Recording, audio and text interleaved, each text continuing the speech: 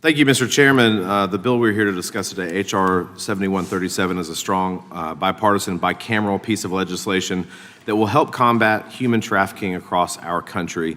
I would like to thank my colleagues who are here in this room on both sides of the aisle for coming together and co-sponsoring this legislation that we aim to move forward. Human trafficking, specifically sex trafficking, is a heinous crime that tragically continues to grow in our country. While international sex trafficking may be more widely known, domestic sex trafficking also persists in the United States. In fact, Horry County, where I live, and one of the counties I represent, is one of the top 3 counties in the state of South Carolina in reported human trafficking. Human trafficking can occur anywhere. Traffickers can even use social media to lure innocent people to becoming victims. Women and children who make the dangerous journey to cross the southern border into the United States have a high likelihood of being trafficked. A study by the Coalition Against Trafficking in Women estimated that 60% of unaccompanied alien children are exploited by cartels or smugglers for child pornography and drug trafficking. In the United States, an adult or child can be trafficked and exploited at hotels, truck stops, their own homes, and online. Trafficking victims are exploited in cities, suburban, and rural areas. It can happen anytime and anywhere. Efforts by federal, state, and local law enforcement and advocates to eliminate human trafficking and support victims have increased awareness, reporting, and prosecution of sex traffickers across the country. However, victims of these crimes are sometimes prosecuted for their actions while under control of their traffickers. Traffickers use force, fraud, and coercion to induce their victims to commit crimes. This can lead to the arrest, conviction, and incarceration of trafficked victims without consideration of their victim status. Things like getting a job, voting, and renting an apartment can all be impossible to do if victims of human trafficking have a federal criminal record, which can happen as a result of being trafficked. Thankfully, we as a country have made significant progress to help victims and survivors move forward in their lives.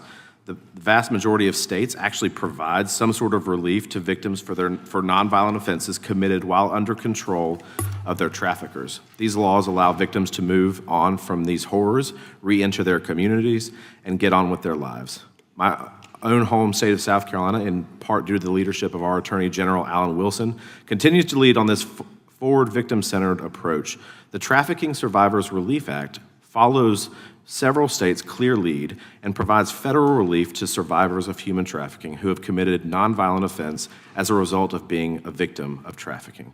For a court to grant a motion to vacate a conviction or expunge an arrest, a defendant must show by a preponderance of the evidence that the offense was committed as a direct result of having been a victim of human trafficking. Additionally, the defendant must establish by clear and convincing evidence that the defendant was a victim of human trafficking at the time the offense was committed. To ensure that these opportunities are only available to true victims of trafficking, the legislation allows for additional evidence to be considered, including the sworn testimony of a law enforcement officer as to whether a victim had any role in coercing other victims into criminal offenses.